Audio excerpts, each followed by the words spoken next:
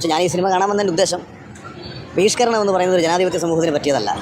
പ്രത്യേകിച്ച് കോടതി വിധി വന്ന് ഒരു നടൻ അയാളെ വെറുതെ വിട്ടതിന് ശേഷമാണ് ഇത്തരം ഒരു ബഹിഷ്കരണമായിട്ട് ഒരുപാട് പേർ ഇറങ്ങുന്നത്. ഒരു രസകരമായ ലാലേട്ടൻ ദിലീപ് സിനിമ കാണാൻ ആഗ്രഹിക്കുന്ന എല്ലാവർക്കും പോയി കാണാം. അയ്യോ വേണ്ടായേ പൊന്നെ, ഒരു വട്ടം കണ്ടതിൻ്റെ ഹാങ് ഓവർ ഇതുവരെ മാറിയിട്ടില്ല. അതിൻ്റെ ഹാങ് ഓവറും ക്ഷീണവും ഇതുവരെ മാറിയിട്ടില്ല.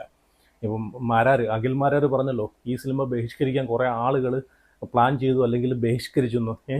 അപ്പം ഇത് ഇപ്പം ബഹിഷ്കരിക്കണോ വേണ്ടോ എന്ന് തീരുമാനിക്കേണ്ടത് അവരവരെ ഇഷ്ടങ്ങളാണ് അല്ലേ, ഓരോരുത്തരുടെ ഇഷ്ടങ്ങളാണ്. ഇപ്പം ഞാൻ ഈ സിനിമ ബഹിഷ്കരിക്കണോ വേണ്ടോ എന്ന് തീരുമാനമെടുക്കേണ്ടത് എൻ്റെ തീരുമാനമാണ്, അല്ലാതെ മറ്റാരുടെ തീരുമാനമല്ല. അങ്ങനെ ഇപ്പം 10 പേര് ഈ സിനിമ ബഹിഷ്കരിച്ചെന്ന് പറഞ്ഞിട്ട് ഈ സിനിമ തിയേറ്ററിൽ ഇറങ്ങാതിരിക്കുമോ?